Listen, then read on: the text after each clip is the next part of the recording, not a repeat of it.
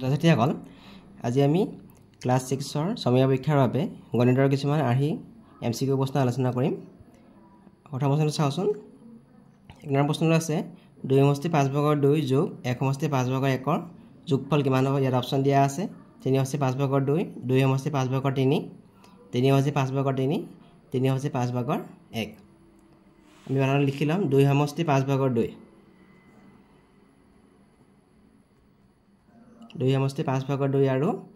1 সমষ্টি 5/1। আমি 2 সমষ্টি 5/2টো আমি 2 যোগ 5/2কে লিখিব পাৰিম। তেনেকৈ 1 সমষ্টি 5/1টো আমি 1 যোগ 5/1কে লিখিব পাৰিম। এতিয়া আমি 2টোৰ ওচৰলৈ আমি 1টো লৈ আহিম। 2 যোগ 1 আৰু থাকিলে আমাৰ 5/2 আৰু 5/1 থাকিলে। 2 আৰু 1 যোগ কৰিলে আমি 3 হ'ল। আমি ইয়াত চাওঁ 5 আৰু 5 দুইটাৰ লসাগু 5 আৰু 5ৰ লসাগু 5 হৈ যাব। হৰকেইটা একে আছে, গতিকে 5 আৰু 5ৰ লসাগু 5। ইয়াত ল'ব আছে 2, মাজত যোগ চিন আছে 1 আছে। আমি যদি যোগ কৰোঁ 2 1 3 হৈ যাব, তলত থাকিলে 5। 3 যোগ 5/3, 3 যোগ 5/3 আমি লিখিব পাৰিম 3 সমষ্টি 5/3। উত্তৰটো হ'ব 3 সমষ্টি 5/3। গতিকে ইয়াত চি নম্বৰ উত্তৰটো শুদ্ধ হ'ব 3 সমষ্টি 5/3। 2 নম্বৰ প্ৰশ্ন 2/1 যোগ 4/1 যোগ 3/1ৰ যোগফল হ'ব। আমি এইটো পাতি লওঁ। ইয়াত 2/1, 4/1 আৰু 3/1। আমি যদি হৰকেইটা চাওঁ, হৰকেইটা চবতে বেলেগ আছে। ইয়াত আছে 2 আছে, ইয়াত 4 আছে, 3 আছে। আমি সিহঁতৰ লসাগু উলিয়াব লাগিব 2, 4 আৰু 3। আমি যদি কৰোঁ 2 1 গুণ 2 হ'ব, 2 2 গুণ 4, 2 3টো খৰণ নাযায় কাৰণে আমি 3টো নমাই দিলোঁ। আকৌ যদি কৰোঁ 2 গুণ 2, 2 3টো খৰণ নাযায়। আকৌ যদি আমি 3 কৰোঁ 3 গুণ 3। এতিয়া আমাৰ লসাগু বা এলচিএম হ'ব ইয়াত 2 পূৰণ 2 পূৰণ 3, 2 পূৰণ 2 পূৰণ 3। 2 2 গুণ 4, 4 3 গুণ হৈ যাব 12। লসাগু কিমান হ'ল আমাৰ এতিয়া 12। আমি এতিয়া লসাগু 12 হ'ল। আমি এতিয়া ইয়াত আছে 2/1, ইয়াত হৰ আছে 2। আমি ইয়াত হৰটো কৰিব লাগে 12 কৰিব লাগে। তেতিয়াহ'লে 2 লগত 6 পূৰণ কৰিলে 12 হ'ব। গতিকে ইয়াত ল'ব আছে 1, এই 1টোৰ লগত আমি পূৰণ কৰিম 6। আমি পিছতো চাওঁ, ইয়াত যোগ চিন আছে, যোগ চিন পাই দিছোঁ। পিছতো চাওঁ, ইয়াত হৰ আছে 4 আছে, 4 লগত 3 পূৰণ কৰিলে 12 হ'ব। গতিকে ওপৰৰ লবটোৰ লগত আমি পূৰণ কৰিব লাগিব 3। ইয়াত 3/1, ইয়াত হৰ আছে 3, 3 লগত 4 পূৰণ কৰিলে 12 হ'ব। গতিকে 1ৰ লগত আমি পূৰণ কৰিব লাগিব 4। 1ৰ লগত 6 পূৰণ কৰিলে 6 হ'ল, 1 3 গুণ 3 হ'ল আৰু 1 4 গুণ 4 হ'ল। গোটেইকেইটা আমি যোগ কৰি দিম এতিয়া। 6 3 9, 9 4 হৈ গ'ল 13। 12/13, 12/13 মানে 13টোক 12 হৰণ হ'ব। 13টোক 12 হৰণ কৰিলে এবাৰ যাব, 12 গুণ 12 আৰু 1টো উকলি থাকিব। তেতিয়া আমি লিখিব পাৰিম 1 সমষ্টি 12/1। 1 সমষ্টি 12/1। তাতে শুদ্ধ উত্তৰ হ'ব আমাৰ ডিটো 1 সমষ্টি 12/1। 3 নম্বৰ প্ৰশ্ন 1 যোগ 7/5ৰ মান হ'ব। যোগফলটো কিমান সুধিছে। ইয়াত 1 আছে, 1টো আমি এনেকৈ লিখিব পাৰোঁ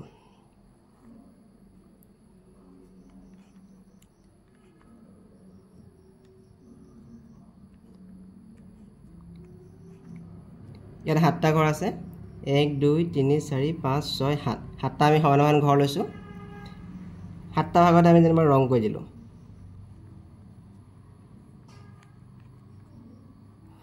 ইয়াত মুঠ ঘৰ আছিলে 7টা,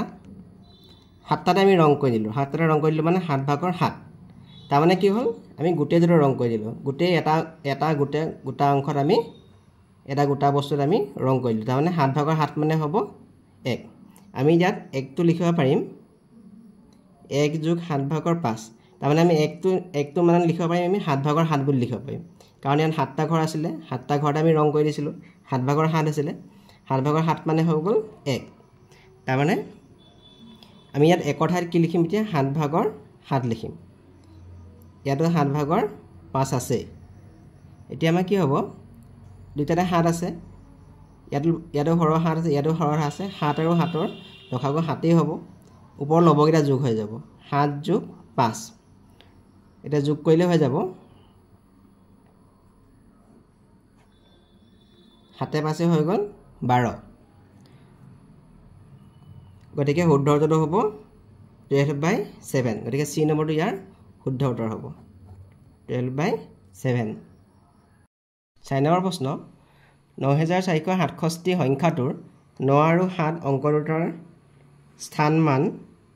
সলনি কৰিলে যিটো সংখ্যা হ'ব সেই সংখ্যাটো আগৰ সংখ্যাটোৰ লগত পাৰ্থক্য হ'ব আমাক কৈছে 9467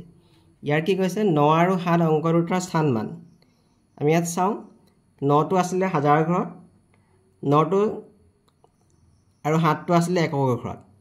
9টোৰ স্থান সলনি কৰিবলৈ কৈছে 9টোৰ স্থান সলনি কৰিবলৈ কৈছে একৰ ঘৰলৈ আৰু 7টো আছিলে একৰ ঘৰত 7ৰ স্থান সলনি কৰিবলৈ কৈছে হাজাৰ ঘৰলৈ মাজৰ কেইটা একে থাকিব এতিয়া 7টো আহিলে হাজাৰ ঘৰলৈ মাজৰ 4 আৰু 6 একে থাকিলে 9টো গ'ল আমাৰ একৰ ঘৰলৈ স্থান আৰু মান আমি সলনি কৰিলোঁ 9 আৰু 7 অংক দুটাৰ এতিয়া পাৰ্থক্য বুলি কৈছে পাৰ্থক্য বুলি ক'লে বিয়োগ হ'ব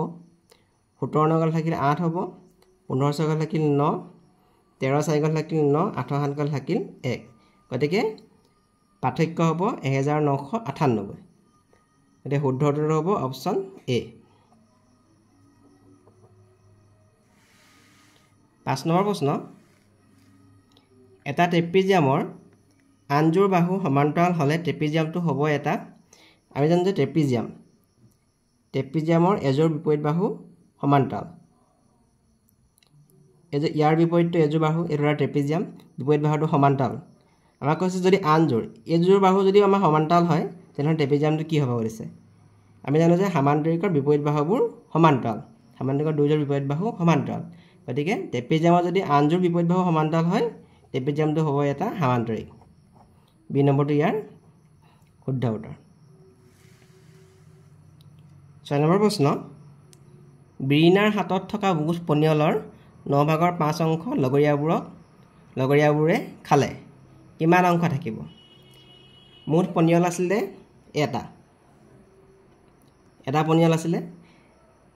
এটা পনিয়লৰ কিমান অংশ খালে 9/5 অংশ গতিকে বাকী কিমান থাকিব বুলি ক'লে আমি বিয়োগ কৰিব লাগিব 1ৰ পৰা 9/5টো বিয়োগ কৰিব লাগিব আমি এটা পনিয়লক যদি আমি 9 ভাগ কৰোঁ আমি 9/9 কে লিখিব পাৰিম 9/9 মানে হ'ব 1 আকৌ খালে 9/5 অংশ এতিয়া আমাৰ হ'ব 9 আৰু 9 লসাগু আমাৰ 9 হ'ব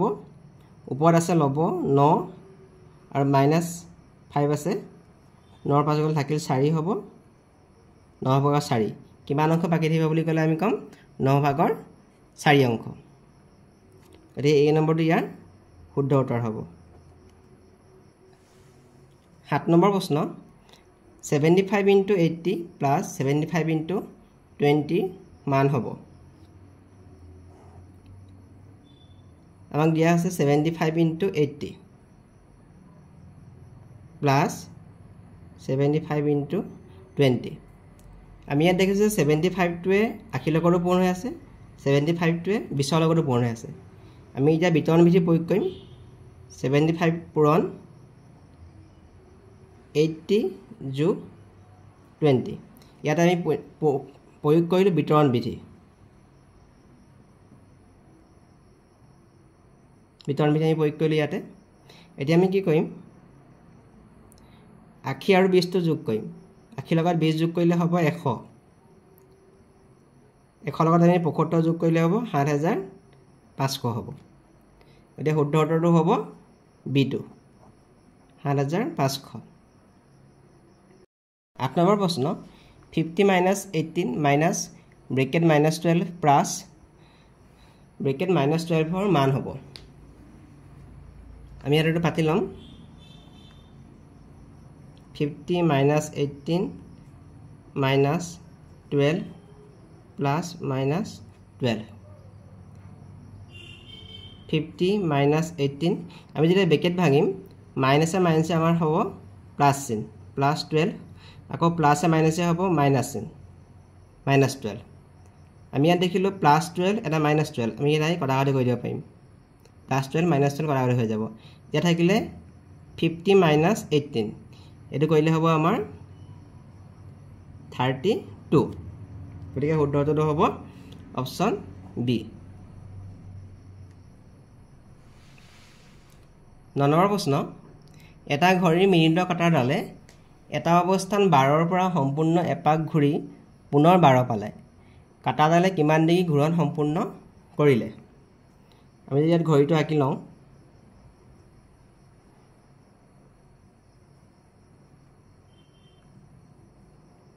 12 3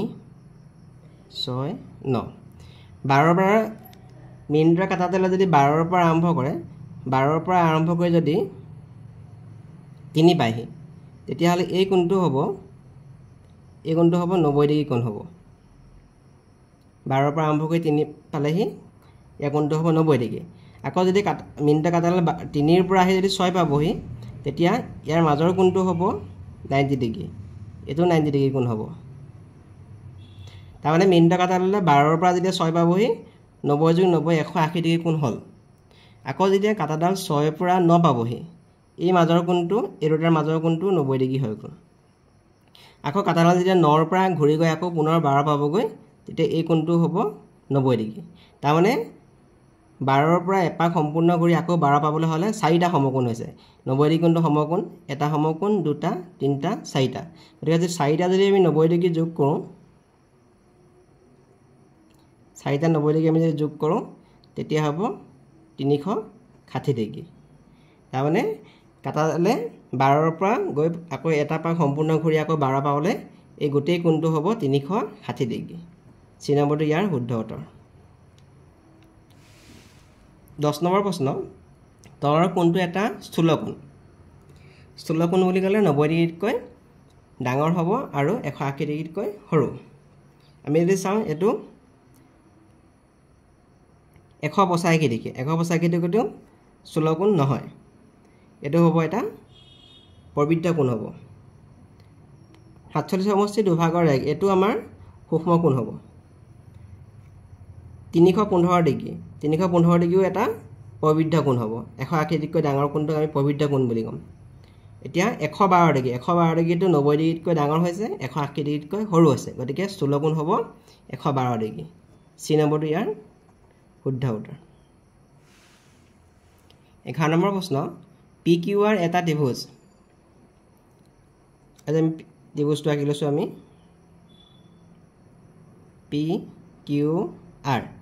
PQR এটা ত্ৰিভুজ PQৰ বাহুমান দিয়া আছে 7 সেমি QR মান দিয়া আছে 6 সেমি আৰু PR দিয়া আছে 8 সেমি আমাক কৈছে তেনে ত্ৰিভুজটো সমদ্বিবাহু নে বিষম বাহু নে সমবাহু ত্ৰিভুজ বুলি কৈছে কোনটো শুদ্ধ হয় সুধিছে আমি ইয়াত দেখিলো যে আটাইকেইটা বাহু এটাও বাহু সমান নহয় যদি ত্ৰিভুজটাৰ এটাও বাহু সমান নাথাকে তেতিয়া আমি কম বিষম বাহু ত্ৰিভুজ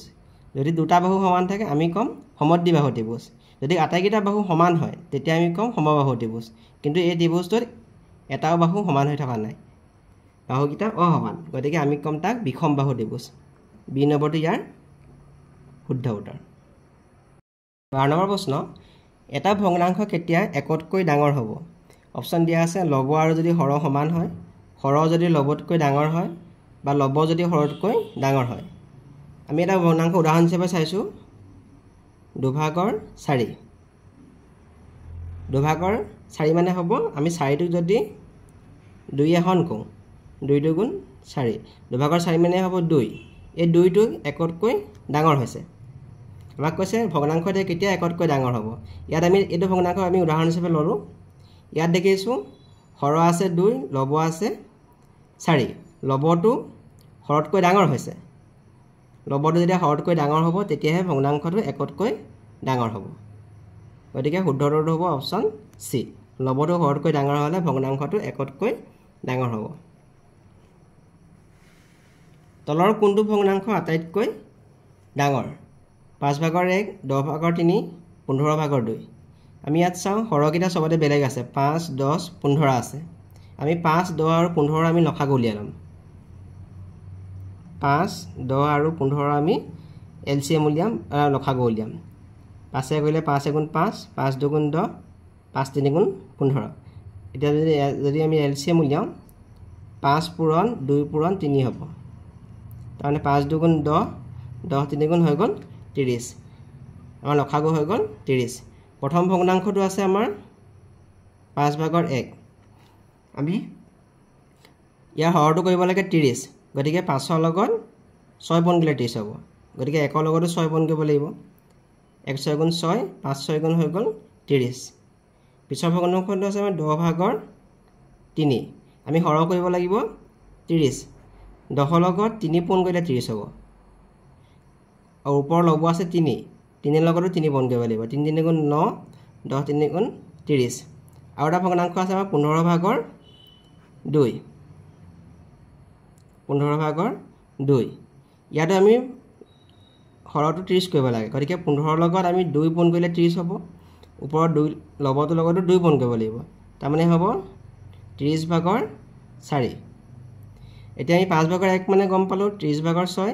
10 ভাগৰ 3 মানে গম পালো 30 ভাগৰ 9 আৰু 15 ভাগৰ 2 মানে গম পালো 30 ভাগৰ 4 সবতে হৰটো একে আছে 30 30 30 এতিয়া কোনটো ডাঙৰ হ'ব 30 ভাগৰ 9 টো ডাঙৰ হ'ব গতিকে 30 ভাগৰ 9 মানে হ'ল 10 ভাগৰ 3 10 ভাগৰ 3 টো আটাইতকৈ ডাঙৰ বি নম্বৰটো ইয়াৰ শুদ্ধ উত্তৰ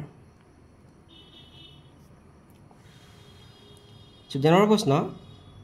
60 সেন্টিমিটাৰ দৈৰ্ঘ্যৰ পাতল তাঁৰ এডালেৰে এটা সুষম খৰভুজ তৈয়াৰ কৰা হ'ল খৰভুজটোৰ বাহুৰ জোখ হ'ব সুষম খৰভুজ মানে হ'ব তাত ছটা বাহু থাকিব সুষম মানে হ'ল আটাইকেইটা বাহু সমান 60 সেন্টিমিটাৰ দৈৰ্ঘ্যৰ পাতল তাঁৰডালে এটা সুষম খৰভুজ তৈয়াৰ কৰা হ'ল এটা খৰভুজ ইয়াত ছটা বাহু আছে 1 2 3 4 5 6 60 সেন্টিমিটাৰ হ'ল ইয়াৰ তাঁৰডালৰ পৰিসীমা গোটেইডাল এই খৰভুজটোৰ পৰিসীমা হ'ব 60 সেন্টিমিটাৰ আৰু আটাইকেইটা বাহু সমান বুলি কৈছে গতিকে এটা বাহুৰ মান সুধিছে প্ৰতিটো বাহুৰ মান সুধিছে মুঠ আছে 60 সেন্টিমিটাৰ বাহু আছে 6টা আটাইকেইটা বাহু সমান আমি যদি হৰণ কৰোঁ 6 10 গুণ 60 সেন্টিমিটাৰ পাম তাৰ মানে প্ৰতিটো বাহুৰ মান কিমান হ'ব 10 সেন্টিমিটাৰ হ'ব গতিকে খৰভুজটোৰ বাহুৰ মান জোখ হ'ব 10 সেন্টিমিটাৰ সি নম্বৰটো ইয়াৰ শুদ্ধ উত্তৰ হ'ব 15 নম্বৰ প্ৰশ্ন এটা আয়তৰ দিশ প্ৰস্থৰ 4 গুণ প্ৰস্থ 5 সেন্টিমিটাৰ হ'লে আয়তটো কালি হ'ব প্ৰস্থ দিয়া আছে আয়তটোৰ 5 সেন্টিমিটাৰ আমাক দিশ কৈছে প্ৰস্থৰ 4 গুণ দিশ 4 গুণ মানে হ'ল প্ৰস্থৰ লগত আমি 4টা পূৰণ কৰিব লাগিব 4 লগত 5 পূৰণ কৰিলে হ'ব 20 সেন্টিমিটাৰ তাৰ মানে আয়তটোৰ দিশ হৈ গ'ল 20 সেন্টিমিটাৰ আয়তটোৰ দিশ হৈ গ'ল 20 সেন্টিমিটাৰ গতিকে আয়তৰ কালি হ'ব কালি সমান দিশ পূৰণ প্ৰস্থ দিশ পালো আমি 20 সেন্টিমিটাৰ আৰু প্ৰস্থ পালো আমি 5 সেন্টিমিটাৰ গতিকে কালি হ'ব 20 লগত আমি 5 পূৰণ কৰিলে পাম 100 বৰ্গ সেন্টিমিটাৰ আয়তটো কালি হ'ব 100 বৰ্গ সেন্টিমিটাৰ গতিকে শুদ্ধ অপচনটো হ'ব অপচন সি 16 নম্বৰ প্ৰশ্ন 91 112 আৰু 49ৰ গসাউ হ'ব HCF কিমান হ'ব সুধিছে আমি যদি সিহঁতক মৌলিক উৎপাদকত হৰণ পদ্ধতি ছুটি নিয়মৰ পদ্ধতি আমি কৰোঁ গোটেইকেইটাৰ সাধাৰণ উৎপাদক এটা আছে 7 7ৰ লগত 13 পূৰণ কৰিলে 91 হ'ব 7ৰ লগত 16 পূৰণ কৰিলে 112 হ'ব 7টো 112 এটা উৎপাদক আকৌ 7টো 49ৰ এটা উৎপাদক এতিয়া আমি যদি চাওঁ 7টো 91 112 আৰু 49ৰ এটা সাধাৰণ উৎপাদক কিন্তু 13 16 আৰু 7ৰ সাধাৰণ উৎপাদক 1ৰ বাহিৰে বেলেগ নাই গতিকে 91 112 আৰু 49ৰ HCF হ'ব গসাগু হ'ব 7 হ'ব গতিকে শুদ্ধ উত্তৰ অপচন বি 17 নম্বৰ প্ৰশ্ন 4 6 আৰু 8 ৰে হৰণ যোৱা আটাইতকৈ সৰু সংখ্যাটো হ'ল এতিয়া আমি 4 6 আৰু 8 ৰ লসাগু উলিয়াই দিলে আমি সেই সংখ্যাটো পাই যাম যেটো সংখ্যা 4 6 8 ৰে হৰণ যাব 4 6 আৰু 8 আমি যদি কৰো 2 2 গুণ 4 2 3 গুণ 6 2 4 গুণ 8 আকৌ যদি কৰো 2 গুণ 2 2 3 টো হৰণ নাযায় আমি তললৈ নমাই আনিছো 2 গুণ 4 গতিকে হেতৰ লসাগু হ'ব যাব 2 পূৰণ 2 2 পূৰণ 2 পূৰণ 3 পূৰণ 2 তাৰমানে হ'ল 2 2 গুণ 4 4 3 গুণ 12 12 2 গুণ হৈ গ'ল 24 গতিকে 4 6 আৰু 8 ৰ লসাগু হৈ গ'ল 24 তাৰমানে 4 6 আৰু 8 ৰে হৰণ যোৱা আটাইতকৈ সৰু সংখ্যাটো হৈ গ'ল 24 শুদ্ধ অপচনটো হ'ব সি তলৰ কোনটো সংখ্যা এটা যৌগিক সংখ্যা যিবোৰ সংখ্যাৰ উৎপাদক দুটাতকৈ বেছি থাকে হেবক আমি যৌগিক সংখ্যা বুলি কম গতিকে আমি যদি 17 টো চাও 17 টোৰ উৎপাদক 1 আৰু 17 একৰ লগত 17 বন কৰিলে আমি 17 পাম যদি আমি 19 টো কৰো একৰ লগত 19 বন কৰিলে 19 পাম 1 আৰু 19 19 ৰ উৎপাদক যদি আমি 11 টো কৰো একৰ লগত 11 বন কৰিলে আমি 11 পাম গতিকে 1 আৰু 11 হ'ল ইকিটা হ'ব মৌলিক সংখ্যা হ'ব ইহঁতৰ উৎপাদক অকল দুটা আছে এটা সংখ্যাটো নিজে আৰু আনটো সংখ্যা হ'ল 1 আমি যদি 10 টো চাও 10 টো কওঁ একৰ লগত 10 বন কৰিলে 10 পাম আকৌ 2 লগত 5 বন কৰিলে 10 পাম তাৰমানে 10 ৰ উৎপাদক কিটা হ'ব 1 2 5 আৰু 10 ইকিটা হ'ল 10 ৰ উৎপাদক এটা আমি 10 ৰ উৎপাদক দেখিলো দুটাতকৈ বেছি চাৰিটা আছে গতিকে 10 টো হ'ব এটা যৌগিক সংখ্যা গতিকে বি নম্বৰটো ইয়াৰ শুদ্ধ উত্তৰ 19 নম্বৰ প্ৰশ্ন এডাল ৰেখাখণ্ডত কেইটা বিন্দু থাকে দুটা চাৰিটা 10টা অসংখ্য এডাল ৰেখাখণ্ডত অসংখ্য বিন্দু থাকিব পাৰে অসংখ্য বিন্দু থাকে গতিকে ডি নম্বৰটো হ'ব ইয়াৰ শুদ্ধ উত্তৰ 20 নম্বৰ প্ৰশ্ন তলৰ কোনটো সংখ্যা -4 আৰু 3 ৰ মাজত আছে আমি যদি সংখ্যা ৰেখাডাল মনত পেলাও 0 1 2 3 -1 -2 -3 -4 -4 আৰু 3 ৰ মাজত কোনটো সংখ্যা আছে ইয়াত থকা সংখ্যা -5 টো এৰুটা সংখ্যাৰ মাজত নাই -9 টো নাই 4 টো নাই 0 টো আছে এটো 0 0 টো -4 আৰু 3 ৰ মাজত আছে গতিকে শুদ্ধ উত্তৰ হ'ব